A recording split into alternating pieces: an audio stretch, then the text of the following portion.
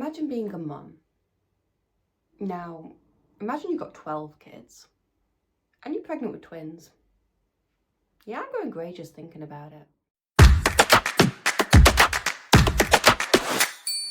Now, before we get into today's video, I do need to say that the information I have gathered has been on the public domain and is fair use. I do encourage that you do your own research and you look into the information that I'm about to give you, especially this one sensitive subject. Now, without further ado, today's video is going to be on Melissa Lucio.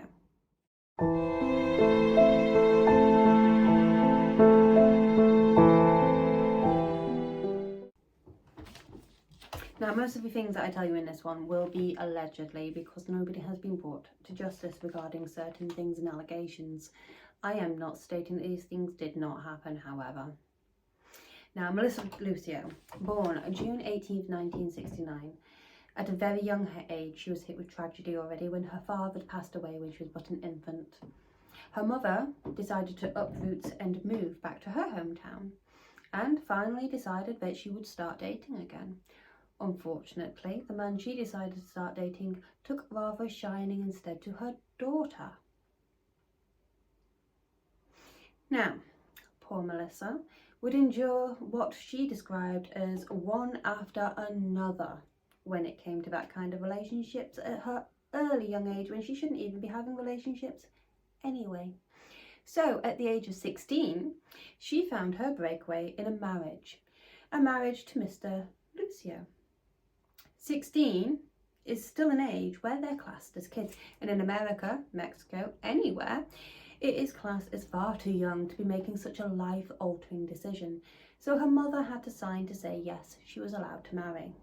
Melissa thought this was her escape and her only way of salvation from the life she had had before. Little did Melissa know that her new husband would not be the knight in shining armour that she wanted. He, like many others that will come into her life, decided to take advantage of what Melissa had to offer. He was also a avid addict to drugs and alcohol. Now, Melissa, at the age of 16, like I said, decided that she would carry on. Well, stuck with me in my notes as well, I am so sorry. So, Melissa, 16, still a child. Her mum had to sign this off. Probably her mum thought she was absolutely happy and this was the best thing that she ever wanted, and Melissa probably painted it that this man is amazing. He probably painted that he is amazing. But we all know what happens when it's all too amazing. Melissa's husband turned out to be a complete little wanker who, he liked a lot of alcohol and to dabble in a few drugs. Yeah, 5 kids she managed to have with this man, and yes, she did start a substance abuse problem whilst being with him. But to be honest, I'm surprised that she, in every photo that I've seen of her, every photo, she's with her children and she is smiling to the goddamn highest. Now, like I say, he wasn't the best of men. He was horrible to her, and after 5 children, he decided that he wanted to up and leave and abandon them all.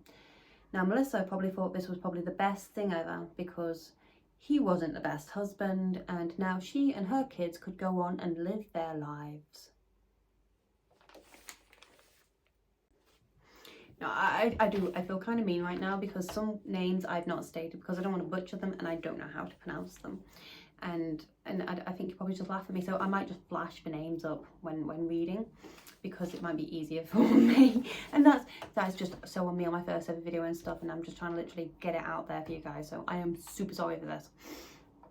Now, Melissa's second boyfriend, bearing in mind she's still married to her ex, who is a complete and utter a-hole, but he's upped and left. Now, she decides, well, she's going to carry on dating, and she got with a new fella. Yeah, he also turned out to be an a-hole. What a shock. I know, right? Maria Alvarez. Born 2004. Her mother had already at this point gone down a spiral. Now, unfortunately for Melissa and for Maria, Melissa tested positive for the white stuff just after birth, meaning that Maria and her siblings were put into care. 3 of her older children were sent back to their father, who at this point must have been in a more stable place to actually look after some of his family. All the other children went into foster care. Melissa fought for her children because in 2006, late 2006, she got them back, all but the other 3. Now, the reason why I say late 2006 is because this is only a short dive. It's a quick video, but I can't find anything to state when Melissa was given back her children. There is a reason for this. There's a reason why I am stating this, because it is just stated as late 2006. This could have been October, November, or even December. But she got her kids back. And just as she got her kids back, she was trying to move as well, making a life for her and her children. Now, February 2007. Melissa's literally only had her kids back for probably a handful of months at this point, if even that.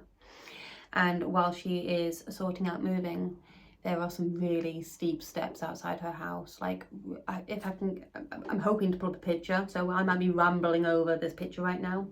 But these steps are steep and it's dangerous. Now, beforehand, Melissa had Child Protective Services involved regarding her older kids looking after her younger kids. That is the only reason they were involved, because they felt that the older children were doing too much of an adult job regarding her younger children. Of course, in this day and age, I don't know anybody who doesn't have kids who goes, oh, can you just watch your little brother for 2 seconds whilst I go for a pee? Or, oh, can you just keep an eye on him whilst I put this bin outside so that they can't play with this dirt? Something. If you've got multiple kids, at one point in your life, you may have said these words. Unfortunately for Melissa, she had a house full of children and an accident happened. An accident where Mariah, I'm sure I'm calling her Maria, but it's Mariah. An accident occurred where Mariah fell down these stairs. She fell down these steep stairs. At the time, she seemed perfectly fine. She cried. Obviously, she was a child. She was only a toddler. She cried. She was 2. But other than that, she seemed perfectly fine. And all the kids stated that she just fell down these stairs. So Melissa, like any other mother, would check over her daughter. She seemed perfectly fine and sent her to bed. Unfortunately, when Melissa tried to wake her daughter again 2 days later, not saying that she didn't wake her up between hand. Can we just get that in there first? What I'm stating is that she fell asleep and came back and fell asleep. But when she went to go wake her daughter up, she noticed that her daughter wasn't breathing. She noticed that Mariah wasn't moving. She noticed that Mariah was no longer there.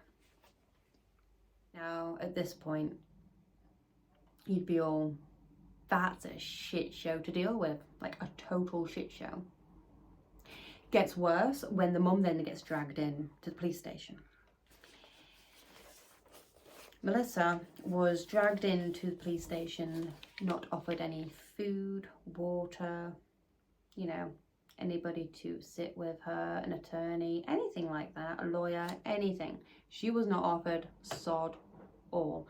What she was offered was some bloke to come in and talk down at her, to tell her that you did this to your daughter. It wasn't an accident, you killed her. I'm sorry, what? Heavily pregnant with twins. Children already. I mean, I don't think her hormones have ever been able to balance themselves back out. I'm not saying this in a mean way, but it takes about 2 years for your hormones to properly level out after having a baby. So Melissa was in a constant regime of being emotional, more than likely. But even Child Protective Services stated themselves when they recalled previously that it was not for abuse. Those children did not get harmed in any way, shape or form, that the children pretty much flat out refused that we don't get harmed. They were called because older children were looking after younger children. That is the whole reason that they were involved originally. Now, at this point, it wasn't just Melissa getting interviewed. No, no. They actually interviewed one of her kids as well. They interviewed him and sat him down and said, look, do you know what happened? Yeah, I know what happened. Well, what happened? Oh, right, she fell down the stairs. Or did you see her? Or did she get pushed? No. No, I saw her fall down the stairs. Ah, well, that doesn't fit in with our narrative, obviously. So again, they beat on Melissa. You did this. Your child is in a morgue because of you. Heartless wankers, can I just point out? Because not only is she pregnant, she has just lost her child. Whether you think she's done it or not, she's just lost her child. Now, to me personally, a bit of tact, a bit of niceties would have been really nice there. But instead of her whole past history of being run around, run over, as it were, they let her, I'm not trying to say like, a man, they let a man come and do this. No, I'm saying as in, obviously she has trust issues, and she very clearly has everything in her right to have trust issues, and then they decide, well, obviously this man of authority is going to be the perfect person to come and break you down, to admit to it. And she did. She said, fine, I must have done this. Boom, he was happy. I'm going to try and pronounce this. I really am. District Attorney Armando Villabubu. I'm just going to call him Armando. Yeah, I'm just going to call him Armando. Was seeking re-election, and poor Melissa was his scapegoat, quite clearly. Now, I don't know about you, but there are some truly horrible people out there, like truly horrible people who do the most unthinkable things. No offence to across the pond, but there are people that go out there and they shoot up schools with children in. There are people out there who tie up people and do some heinous crimes to them. And most of these people, they don't see the death penalty. They mostly see the inside of a cell and probably a documentary every now and again. But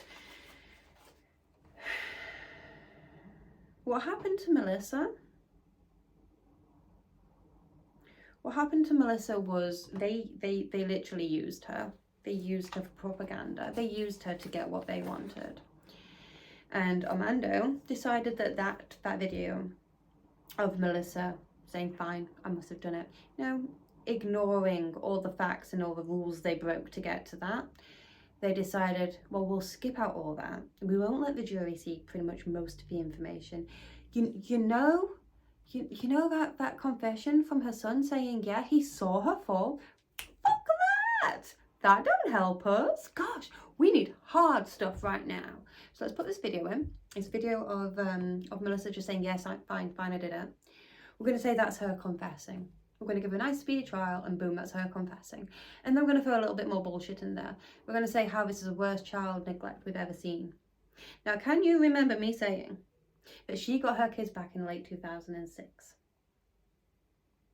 Late 2006, and how it could have been December.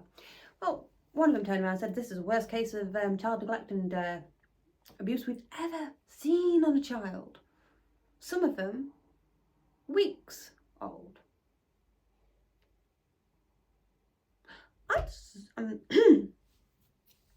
I might be too fucking British for this, but of that, or I've watched far too much CSI and crap like that. In my mind, if a child has come back from foster care, and then only a couple of months later, if that, bearing in mind January, February, that's 2 months after December, and we do not know what date she got those kids back, and they are stating this child has got physical signs on them and past signs on them, you'd be straight down to that foster care going, whoa, what the smeg happened here? I'm sorry, this child has got old marks, and her mum's only had her for literally a couple of weeks. So what's happened here, guys?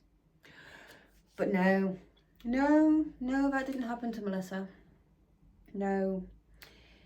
Melissa, she got told, well, found you guilty of it, and we found you that guilty that we're going to throw you on death row. Throw you on death row, despite the fact that we're going to hide most of the information. We're not going to let you have a proper trial. This is what we want, and this is what's going to happen. Wanker number 3 gets re-elected. Wanker number 3.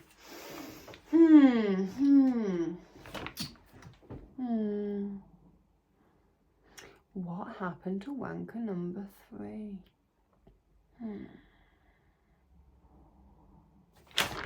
Aha! Got sent to prison for embezzlement and being a complete and utter wanker. It's nice saying that, isn't it? I mean, Melissa's still sat there where he sent her, but yeah, he got sent to prison. I hope he dropped the soap. Lots and lots and lots. The fight. Melissa's family pretty much stuck by her. They literally believed every word that she said. They had the past history with her. They're her family, they know her. Not only that, but the kids pretty much knew what happened, and they told everybody.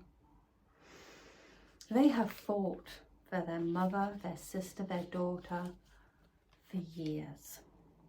And I mean years. Melissa was due to be executed 2022. She was due to be executed for an accident that she had no control over. For something that, because somebody wanted power, they decided to withhold information. And despite all of this, her family fought, and the judges, the high courts all decided no, she won't get a free trial. Which is quite sickening if you ask me, because that's somebody's life on the line. And if it's something where you can clearly see that not everything matches up, if you've got all these people giving you the evidence saying, look, I don't mean to say that you did a shit job. What I mean to say is, I don't think you knew the whole story. Yet quite a lot of people take offence when they get told shit like this, and I think that's what kind of happened there. Is the judges were like, nah, because wanker number 3 was still in part, well, still a wanker at this point. He'd been locked up at that point. But finally, 2 days before she was due to be executed, 2 days, she got told she wouldn't be. Which brings us to now. Melissa is still waiting her retrial. She is not sat waiting to find out when she will take her last breath. She sat waiting to find out when she will get heard. And I really do think that Melissa should get heard. Very, very strongly, I do think that she should get heard. I think that Melissa's story is a strong one that has the hallmarks of like the worst episode of CSI you've ever seen. Being serious though, Melissa has endured probably the worst life you could ever imagine for a poor lady. She's never really been given any chances. She's maintained her innocence all this time. Every documentary I've seen about her, she seems a very lovely lady. Her family are so proud of her because she is who she says she is. They love her. Her kids love her. If those kids thought for any way, shape or form that she was malicious or mean to them, then I'm sure they'd be straight on Netflix selling a documentary. But they didn't, because they are adamant their mum did nothing but love them. That is not a crime. It does not land you waiting to find out when you will take your last breath. Sorry. It does not land you to take your last breath. It's not a a crime to love your kids. I really do hope that Texas won't try and make an example of her, that they will say, look, yeah, you know what, we did wrong. And she's got jurors out there who are coming up and saying, look, you know what, if we had been given all this information, then no, I wouldn't have been bullied into saying, yeah, okay, let's take it to that one extreme. They've written to say, look, no, I don't agree with my verdict because it's wrong. You lied to me. If Texas really want to better themselves in this, they could turn around and say, look, you know what, this is our new clean slate. We're going to listen to you, Melissa, and we're not going to be dicks about it. You know what, you've been incarcerated for all this time. We will help you out. You've got all those kids that you've missed out on their lives. And no amount of money will ever bring back Mariah. No amount of money will ever bring back her life. And it's not about money. It is literally about saying sorry. And I think that's the saddest thing in this world, is people are not quick to say sorry to their actions. They're quick to try and blame it on somebody else. They're quick to try and push it off as a bad luck, or it's just how the straws are drawn, isn't it, darling? It's manners cost nothing. That's what I always say. Manners cost nothing. And I really do hope that Melissa's family will get Melissa back, that Melissa's children will get to hug their mother and see her at Christmas time. I really will be looking into this a lot deeper. Like I say, this is only a quick, short dive. Deep dives are probably more deeper, and I will hopefully go in a bit more, but information on this one was kind of hard to try and find out. It is quite a lot of information that has been passed down, quite a lot of second-hand information. The records aren't fully all there for me, and I will have to look a lot deeper when I'm not on the school holidays. But I really do hope that you will enjoy my next video, which won't be a crime one, unfortunately, for you guys. I'm doing lots of multiple different types of videos. So now, in the case of Melissa, yeah, the men that have been in her life have been absolute a-holes. And if Melissa does get out, and I really hope she does, I hope that if she turns lesbian or she decides to become a nun, maybe a chastity belt. I'm joking. I hope if a man does come back in her life that he is an absolute godsend, that he treats her well, and he is not an a-hole or a wanker, because she deserves happiness now. So I can imagine Melissa just wanting to spend the rest of her life with her kids, her grandkids, and everything now.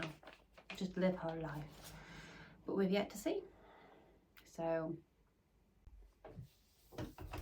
but that is Melissa's story in a very quick telling. I will be going through her story a lot more in depth in another video. These videos are just quick to get out there. It's summer holidays and I've got kids. So after doing this video, I'm literally going to be going downstairs and spending some time with my boys. And then when they're finally asleep, I'll be doing all the editing. So when school starts up again, I'll be able to do a lot more in-depth videos. My next video is not going to be a true crime video. I don't know what it's going to be yet, but I'm going to try and keep them all rolling around different things. My pictures will keep changing. I am so sorry. My partner has suggested doing like a drunk history kind of one, but not with history, and more like ghost stories and stuff. But I think that might be more of a Patreon kind of thing. So I think I'm going to have to set up a Patreon to do that. But let's see if I get any subscribers first day. But thank you for listening to my voice and watching my video, and hope to see you in my next one. Bye!